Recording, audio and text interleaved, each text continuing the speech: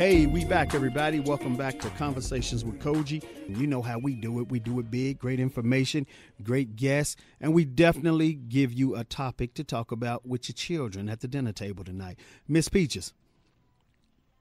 Yes, you do, Koji. What do you think about the show today? Oh, I think it's really great. It's always good to get some tips because I think just about everybody has a little bit of debt, so even if it's a lot or a little, you gave some great solutions for that in the first hour.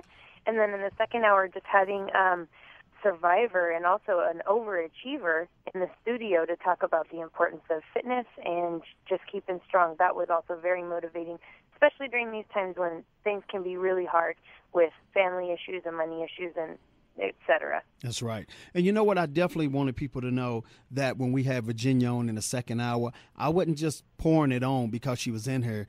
This woman is really an overachiever. I mean, you know, I can't tell too much of her business of what she's been going through, you know, with her family, as far as, you know, her stepmom passing away. And like I said, she was a caretaker for her, you know, stepmom and, you know, dealing with her children, you know, making her marriage work, trying to go train every day, going to get into tournaments to run. I mean, Miss Peaches. Whew. Right. Getting qualified Yeah. for the marathons, which are, you know, a huge thing to be able to qualify for each and every one of them. You see, she set a time for herself, and she's hard on herself when she doesn't get the time that she expected, you know, so that she motivates herself that way. But we always tell her she's a little too hard on herself, you know. That's right. She did a great job. And, you know, just losing her mother-in-law because she was very close to her. She was her caregiver. And, you know, Koji, it says something for somebody who could be suffering from such a horrible disease. You had a special show on Alzheimer's, and we learned a lot. And Miss Mary suffered from Alzheimer's, but what kind of an angel walking earth did we have, Koji, that she was under so much deterioration from the Alzheimer's, but she welcomed everybody with open arms, a smile, and a hug. She sure did. Did. And, you know, it crushed us when we got the phone call that she passed away, because she had been passed away for a while before they called us. I mean, we know they was in shock, and we didn't know for like a week, till a week after she had passed away. Yeah, and that blew us away. I mean, because right now, even thinking about her, I just see her smile and her hug, and her hair was so pretty. I mean, we used to just play with her hair. Her hair was so beautiful, you know, and they kept her up so nice that if with her just sitting there, you wouldn't know what she was going through. Right. You wouldn't think anything. Right. You wouldn't think anything at all. Yep, and that's so important, Koji, because, you know, people don't even, you know, put out that much effort with their own children these days. So Virginia truly is an overachiever and huge successes in her life with medals, but also with the medals of love that she has. Right. You're definitely right about that. And you know what, Miss Peaches, this hour right here is really an hour that is really close to my heart, because I got one of my good friends in here, and I mean, I always call him a brother from another. You know, this guy, let me tell you something. This is a radio host that was here. Well, I feel like he's still here at KLAV, because as long as I got a show, he's got a show. Right. This is my man right here, Mr. Matthew Cox, you know, and he'll be coming in a minute, you know, and Matt, just say hello to the people and bring them up to speed of who you are before we do this. How's it going, Koji? What's up, buddy? It's good to be back, man. Hey, you always got a home here, man. I know. It's like a second home away from home, you know, all the stuff we've done over the years. Oh, yeah. I think we came on about the same time, 2 years ago. Yeah, same time. I remember I was out there and I listened and I caught your first show, so it's kind of cool to be back again. I like you said, I'm no longer with 12:30 a.m. We're doing podcast online stuff, and we're moving some great directions that we'll be doing. Oh, and yeah. so we're going to definitely talk about all that. Oh, okay, cool. There you go. I just wanted them to hear the voice. I wanted them to hear the voice because let me tell you something. Matt, you know, he said he checked out my show, but I had a certain show back in the day, and I forgot what show it was, but it was something about children overachieving. First person popped in my head, that dude with that voice. I kept saying, Jay, who's the dude with the voice I always tell you about? I go, I like his voice. He's warm. He's convincing. He don't sound like he's trying to shove his message down your throat. I want him on my show. And Jay knew right who I was talking about. Then when I went to John, John knew right who I was talking about. So you definitely made your mark, man, that I could just say, man, it's the guy. I know he say don't give up. Did you give up? I knew it was something like that, but I didn't know what. But everybody knew who you were, man. And everybody, even Bruce, everybody that I ask about you, everybody has something good to say. So you definitely left your mark on this radio station. Yeah. But, hey, you definitely left a mark with me as a friend because it only took one show for me and you to bond together. You know what I'm saying? And we've been doing big things together ever since. For life, man. Yeah, for life. Definitely. Yeah. So, Miss Peaches, talk about Matt real quick. We're going to take a break real quick. Then we're going to come back in, and I want y'all to hear all the great things that this guy is doing.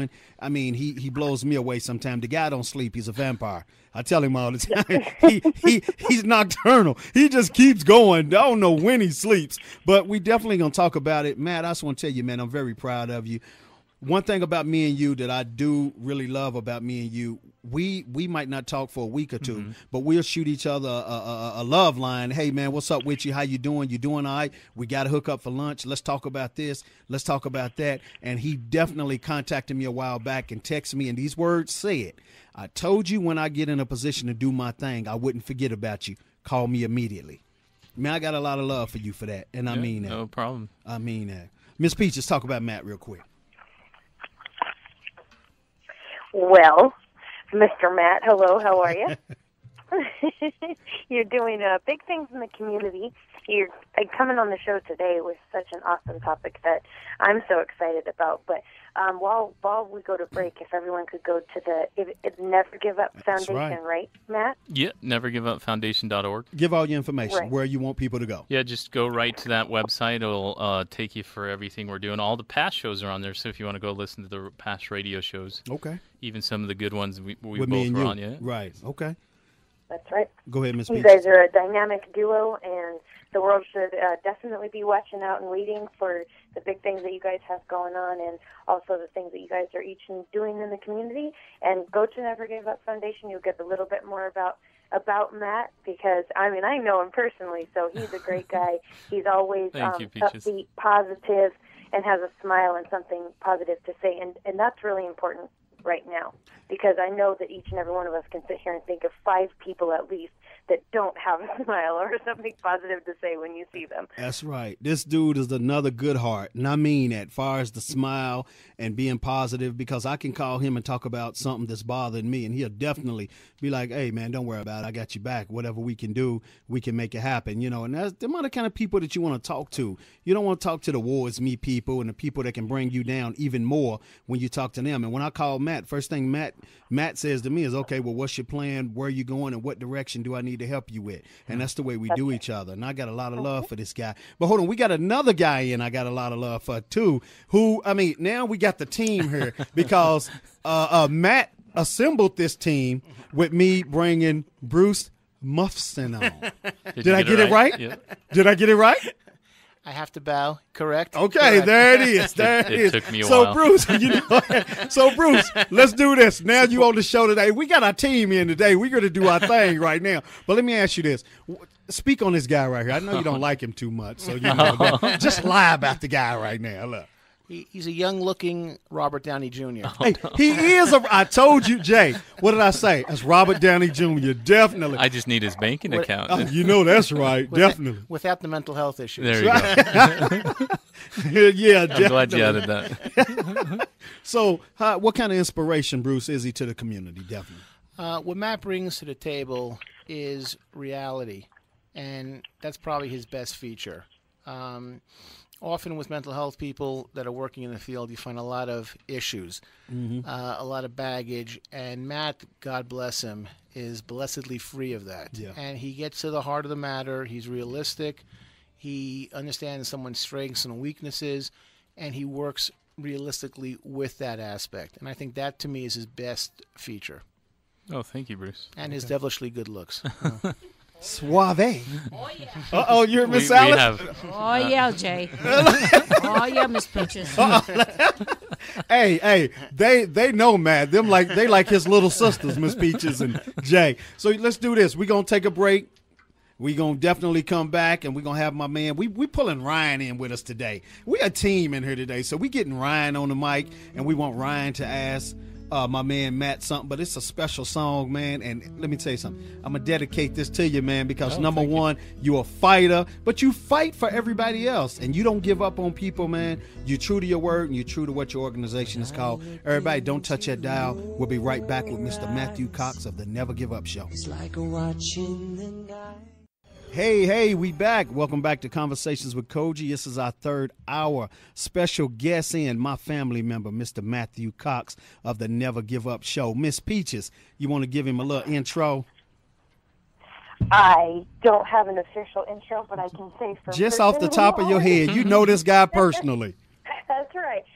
He's the founder of the Never Give Up Foundation, which is helping families and children in the community to never give up. He always has positive words to say, which I know he has a lot of positive words to say today, and we're going to learn a little bit more about what he does and what he is doing in the community and going to do. So I think everyone should stay tuned, and like you say, Coach, you get your pens and pencils ready, because there's a lot of information that's going to be coming at you. There it is. You definitely got that. You got to clap even, man. That's how we treat you, baby, on the show. You know what I'm saying? What's up, Matt? I need more props like that on my show. Oh, we got you, man. We're ready to do it big, definitely. How you doing, man? I'm good. It's good to be back in the studio, I'll tell you, and it's good to have Bruce with us, too, on this topic. We're excited what we're going to be talking about. Yeah. But been good. Been just working hard in the community, just helping our youth and our families out there. So same old. I hear you. Well, you want to let people know what the Never Give Up Foundation is to you. You bet. The Never Give Up, it's interesting when it came across. The term never give up is just, pushing forward no matter what obstacles come. When I was growing up, if you go to the website, nevergiveupfoundation.org, you can read my bio, which gives you kind of the background of why I started it.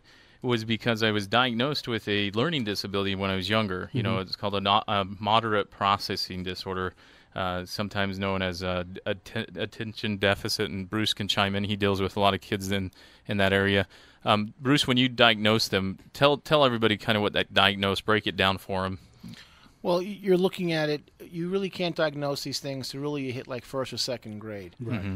And what you're looking for is issues with when parents will often say, my kid is slow, or there's problems in the classroom. He's not getting it. Right. He's not picking it up. Matthew's bobbleheading right here.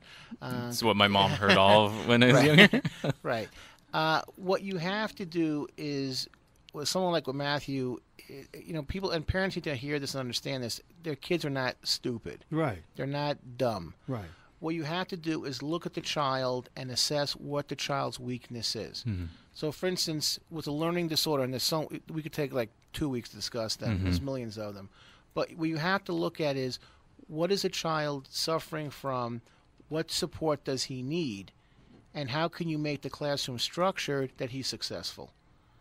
And only in the last really 5-10 years has this actually become a factor. Because before that, someone like Matthew was the tail end of it, would have been seen as a loser, a dummy, at best a GED material, Yep. and no college and no future. And he could never handle anything on a deep level.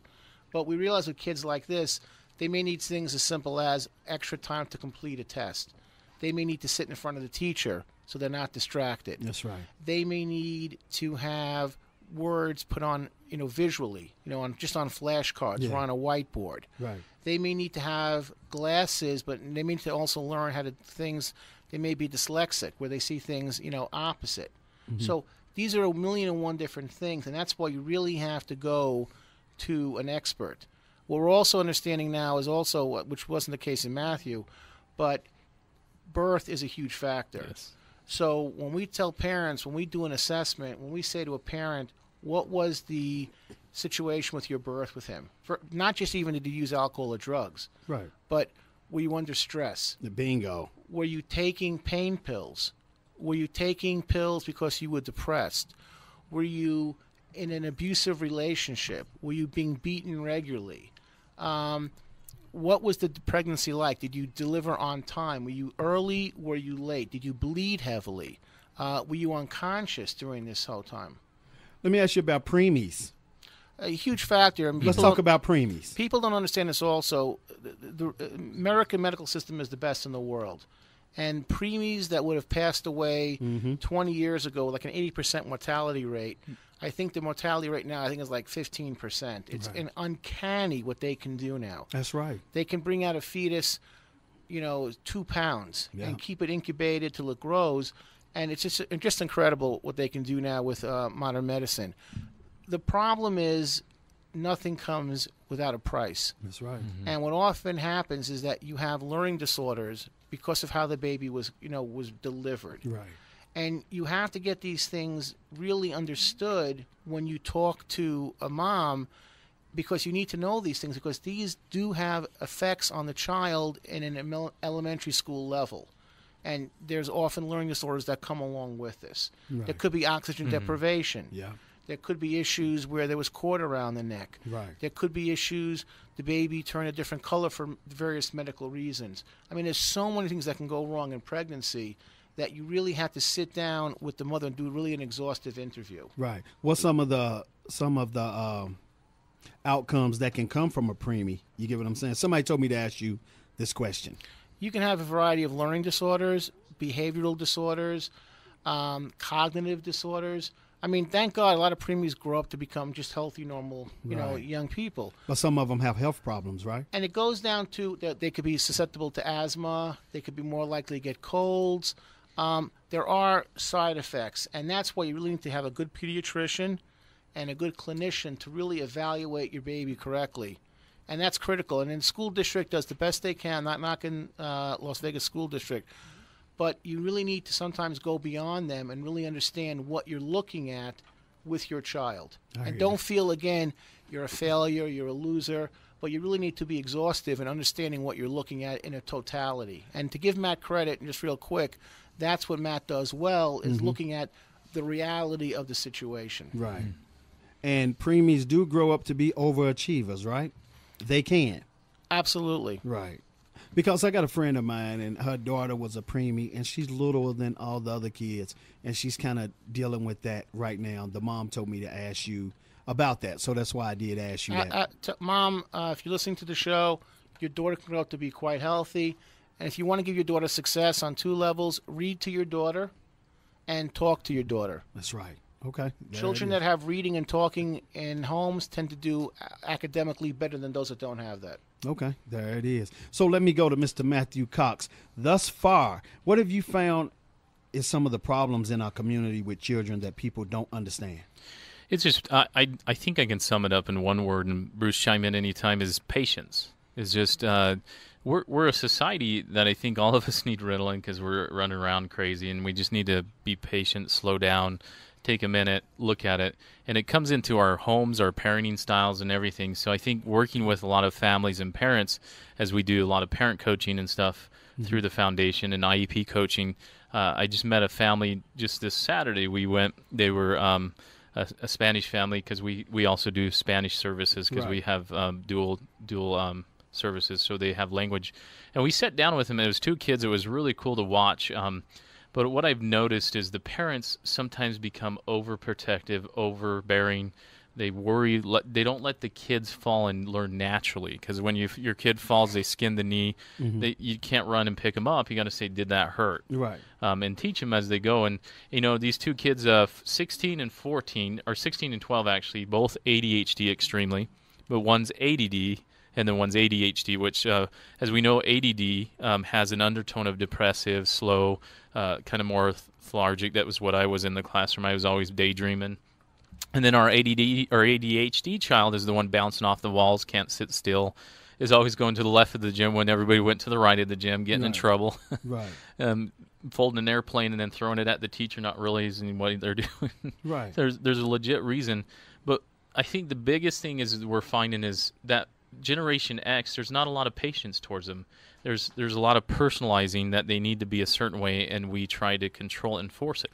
Do you think it's because of the economy and it's single homes now with just one parent in it, and they are juggling so much that when it comes to the children, it's almost like they feel like the children should be on autopilot just to know what to do? Is that a problem? I think we have our children and Bruce can jump in on this, is that I think we have our children over inundated with too many things going on. That, back then it was just being a kid. Now do you have football, soccer, extracurricular, AP classes, this or that? Right. And then us kids that are the short bus riders like myself, the ones that have a disability. I'm going to put it like that. I was on that bus. No football helmet, though, right? No, I didn't have a helmet. And, for us, it was the other thing. Our anxiety and tension was really high because we couldn't succeed on those things. Right. And so we didn't fit in any mold. And we were always told, I remember one teacher told me I would never graduate from college. And so, or I wouldn't go on and do anything. So yes, I think everybody's overstimulated. I think the economy has a lot to do with it because parents are working 3 jobs. So they come home and they start, they come in, kick the dog, yell at the kids, why isn't this clean? And I always teach parents, hey, what's outside of the home, you cannot come and dump it on those that love you because it's not their fault. That's right. Bruce, you can jump in. I mean, this is what I see out in the community. Oh, right. What we're going to do, we're going to take a break, and then we're going to come right back in. Bruce, hold that thought. When we come back in, we're going to go right to Bruce. And then I want to ask you about TV, reality shows, Nintendo. What is it doing to our people, Matt?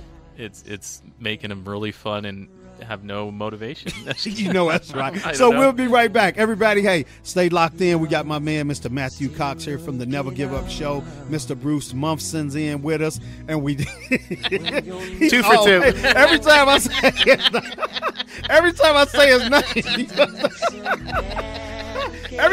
his name, he busts out laughing. So, hey, this is a great show. Like I said, I got my good friends in, man. We got the dream team in right now. So we'll be right back, everybody. Don't touch that dial. Much love to you guys. Hey, everybody. We back. Welcome back to Conversations with Koji. This is the 3rd hour. Hey, I got my man in, Mr. Matthew Cox. Miss Peaches, you've been kind of silent. What's up with you? I know how you feel, Koji. I'm totally outnumbered right now. You can jump in at any moment. Oh, I know it. I was going to jump in now. Now, Bruce, I know he laughs at you every time you mess up his last name. So maybe, Bruce, we'll just call him Bruce M. Oh, yeah. And Big Blaze on the line? Big Blaze. Oh. Big Blaze. What's going on? Okay, I pulled to you earlier and you was gone, so I'm going to pull to you in this, so I need everybody to answer questions and answer them short and not long because we got a lot to get in a short time. So I'll be pulling to you in a minute, Big Blaze. Miss Peaches, what would you want to ask Matt about adoptions real quick? Let's talk about that now. Well, Matt, for a lot of people, adoption seems like a twinkle in the sky. That's right. And something that they could never accomplish. And even people I know personally that have gone through trying to adopt, and they have not been successful. Are there some tips that you could give to the first-timers and also to families that have tried in the past and maybe they didn't have the right counsel on it, and maybe you can help them out along the way? Well, that's a good question because, that's one of the functions of the foundation is adopting, helping, encouraging adoption, and we motivate it by having the guru of adoptions. I'm going to let her talk about it. She's on the line with us. Is that okay, Koji? Miss Catalina. Miss Catalina, she has Hello. adopted 11 babies and kids, right? 11 of them. Right. How you doing, Miss Catalina? Good, and yourself? I'm doing fine. Thank you. Now, I got So Matt I think on that's the a good question for her. Oh yeah, definitely. I had Matt on the show today. Matt said, "Let me spoil you, Koji. Let me give you another good person on the show to talk about the children." And you adopted 11 children already, right? Right. We adopted 7, and hopefully we're finalizing on the last 4 at the end of this month. Wow. So that will be 11 adopted babies. Oh, and all wow. from Las Vegas. Oh, okay. Right in our own backyard. What's the age Yes. groups, Kathleen? We have 3, 2 5s, 6, 2 7s, 9, 11, 12, 14, and 16. Wow. Miss Peaches, what you want to say to her? Holy moly. How do you cook for all those babies? I got Once you get going, after 4 it's nothing. So we do make dinner every night, and a lot of planning. But we're able to do spontaneous things at the same time. And the good thing is that the kids go along with it. I hear So you. if mommy has to put something creative last minute, they're cool with it. no baby. So Peaches had a question, Catalina, is that she said, is it a big, huge cloud in the sky? Is it hard to adopt children? Was it a process? Because a lot of people, we know we get a lot of questions. I just want to adopt babies. Right. How do we do it? Give me one right now. And what does it take? Yep. Right. Well, the children that we adopted, they were actually from the county, and they were previously they were foster children. And in the Clark County, you need to be a foster. You could be a foster to adopt parent, which is the easiest way. You technically become a foster parent. Once you become a licensed foster home, you would select from the children that are free and clear for adoption. At this time, we currently have about 100 children that are available free and clear for adoption. Mm. We have them in all ages, and it's just a matter of once you're licensed to make it known. And it's like anything. If you want a child, it's not where they're going to line up 100 babies and tell you, okay, here are the kids. There's different events throughout town that have either they bring the children, like there's a bowling event, and they'll bring all the children there. That's cool. And you just get to meet and greet to see if you're a match, because you'll know when your child is standing in front of you, there's just this connection that happens, and you know those are my babies. And you have to stay open also to the fact that, hey, you know what, maybe in my head I'm thinking I want a newborn, but yet when I meet this little boy and he's 4 years old, you know, you feel the match. And so until you're there, sometimes what you think you want, it's not really, because you just don't have any children, so you don't know what you really. And just staying open. Right. The process for us has been, it's been a blessing. My last batch of babies has come to live with us. They came to live with us in April, and we're adopting in December. So that was, the minimum is a 6-month wait, because you want to make sure that you're a match with your child. That's right. And that it's forever. That's right. You know, and that you could do. But we have so many children available for adoption in our own backyard. My mama always said, you know, you got to start with your own people, because you can't expect other people to take care of your own. That's right. That's what Cody says all the time. Right, I say it all the time. We got to look out for our own backyard, definitely. And you know what? I want to ask Matt something real quick. I want to go to you, Matt. Catalina, I think you're doing a great job. Hey, I want you definitely to keep up the good work, but we still going to pull to you through the show, okay? Let me ask you, Matt. When do y'all have these events where you can come to the bowling alley and you can meet all of these children? You know, that's what Kat was saying, is the Adoption Exchange puts those events on, and Kat, jump in any time, is that they'll host those events. Okay. They'll post them, and we try to let people know through the foundation, the Never Give Up. Catalina is the director of the Never Give Up Foundation. Oh, okay. And so she helps coordinate that with the Adoption Exchange. And if you want to, you can go ahead. Right, even through the community ourselves. Once you become a foster parent and you're looking to adopt, you belong to the association. So, for example, there's a foster parent association, there's the Adoption Exchange Association.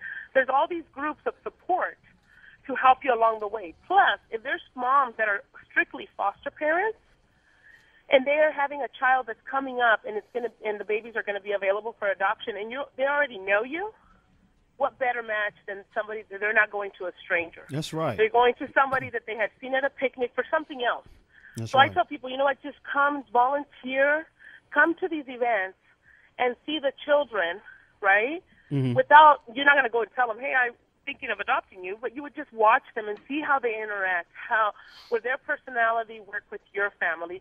We want to make sure that once you go through the foster parent classes and stuff, that we're a resource for you. So they would contact the foundation, and they would say, this is what, I would like a sibling group of 3. And then you want to be honest and say, you know what, I would like them to be in this realm of things. When we adopted, we asked them that they could be of any race, as long part of it was Latino, of any Latino, any Mexicana, Salvadoreños, because we wanted to teach them our culture. That's right. So we have half Italian, half Salvadorian. It's a mixture. It's a melting pot, but we wanted to teach them our culture. So you want to be honest and say, you know what, this is, because we have in every race, we have them in every age group, and then we have children with disabilities. So if you think, you know what, I could do one baby, but I could handle, say, a disability or a challenge, they could say, you know what, they're diabetic, which is not no biggie nowadays. Right. But you know what, it's a disability. So you would say, okay, I can do this. Okay. And and then and we're here available to you at all times, at all hours, because we do get phone calls once the initial placement is made. Okay. We get parents that are needing help with the transition. Right.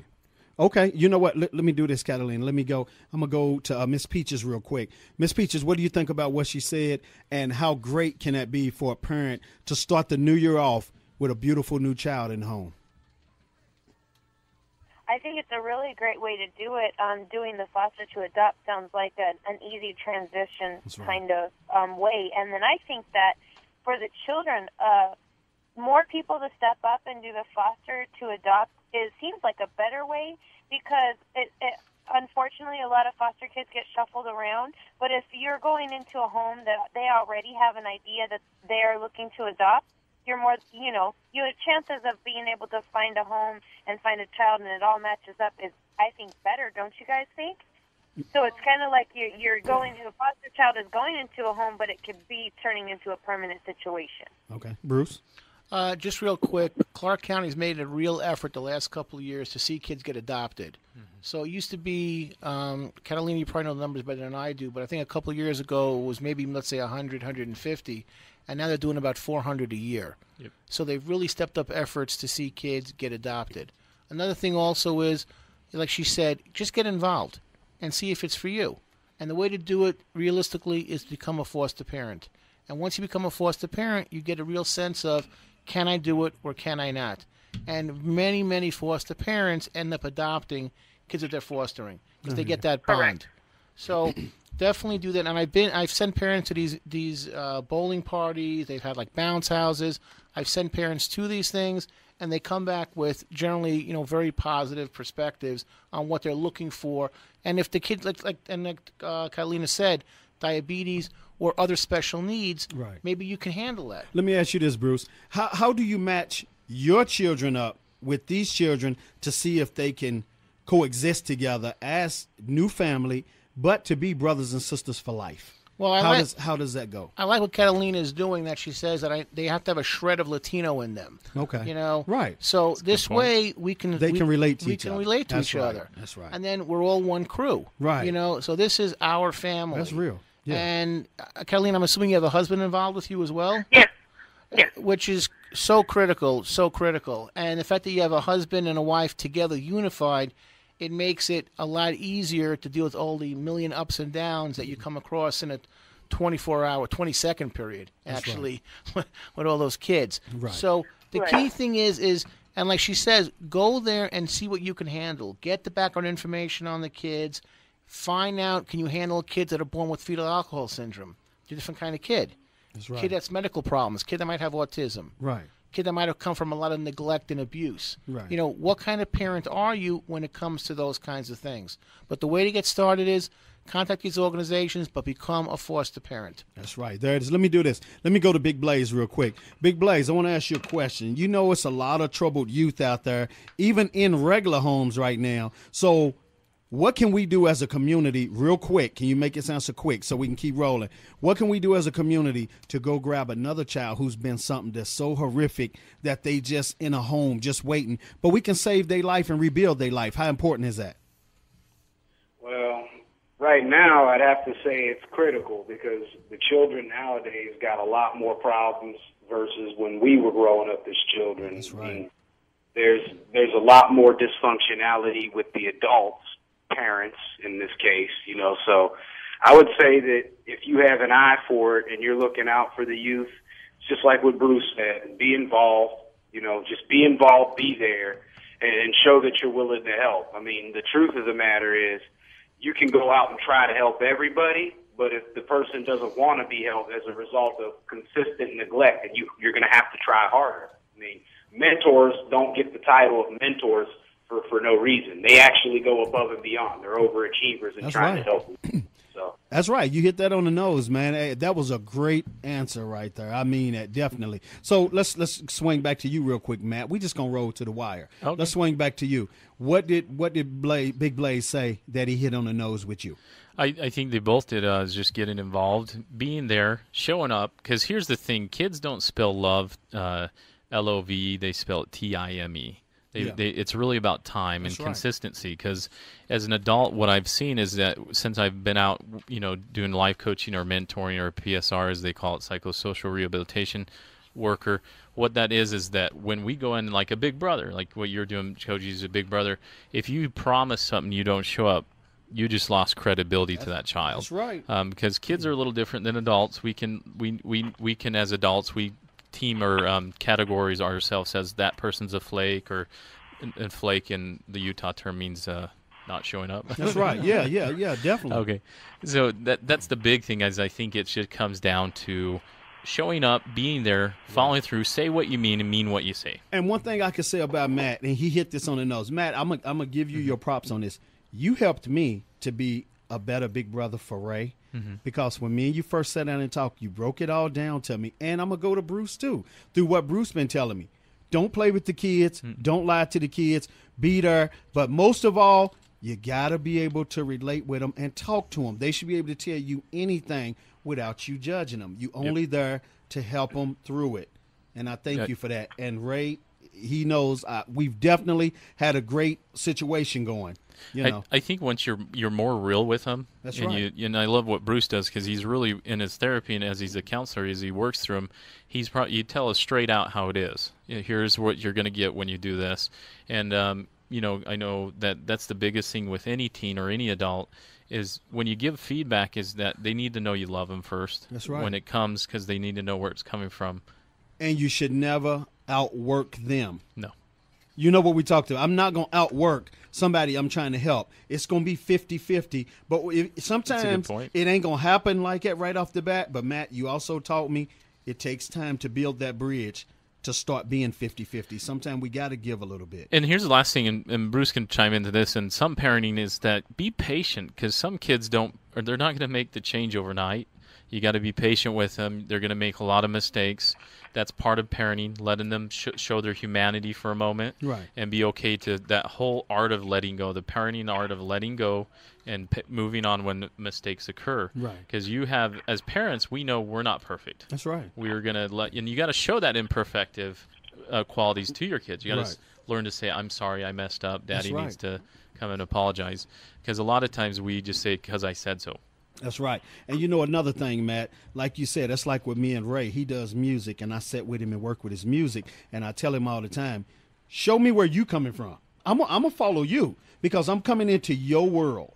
And I don't want to come in and him to feel like I'm trying to dominate his world. How important is that?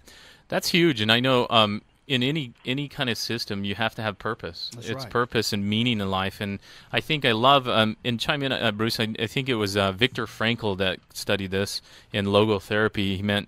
He talked about the worst plague in society in one of his articles he wrote. He said is boredom.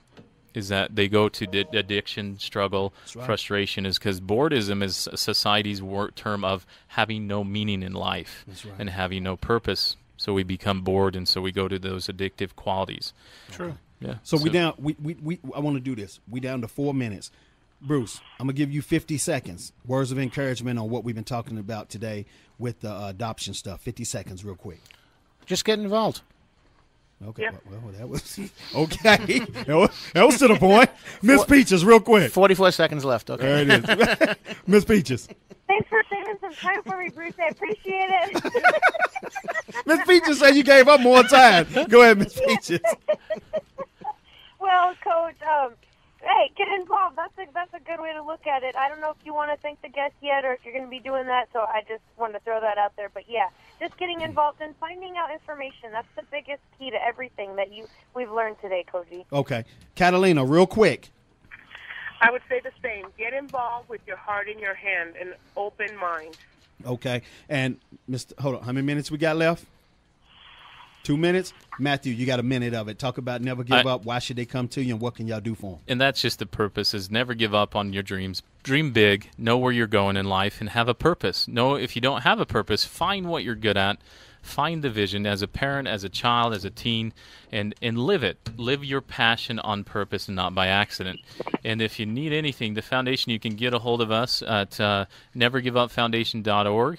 Okay. So, yeah, there it just is. get involved. I'm going to talk end with that too. So Matt, you definitely been great on the show today. Bruce, hey, this is our dream team. We definitely need to come together and do a show where us three sit together and we really bring this knowledge to the people. We're gonna do that before the year is up, where us three gonna sit down and we're gonna do 2 hours. Well, and really bring it. I'm a legend in my own mind. So okay, I know you're ready to do your thing. Hey, but I definitely want to thank Howard Dvorkin, for being on today, talking about what we need to do as far as budgeting for Christmas. I want to thank Virginia for being on the show today. 53-year-old lady, still looking great, looking just as sexy as Halle Berry, training, running in all the different marathons, keeping up her health, but making sure that her lupus is under control. And you can make it through anything you go through. So that's what our show's about today, Mr. Matthew Cox. This guy, I tell you, never give up. Never give up. And that's my man right there. I want y'all to definitely get on his radar and go to his website. Check out the great things he's doing. But most of all, meet him in person. I talk to him, and I'm sure he'll change your life. You'll love him like I do once you meet him. And I want to thank you for being on the show today. Thank you, Koji. This is your home. Hey, my home is your home. It's good to be back. Thank you so much. And I want to thank Alice. You've been great. Big Blades, you've been great. Alan, man, thank you for calling in. Miss Peaches, we got a lot of love. And like I said, to everybody, be sure to check us out. And, hey, to everybody out there, Merry Christmas, Happy New Year, be safe, and I'll talk to you soon. Much love, guys. You have now been listening to Conversations with Koji. Check out past shows, upcoming events. Pray for me and stay for me. You dig?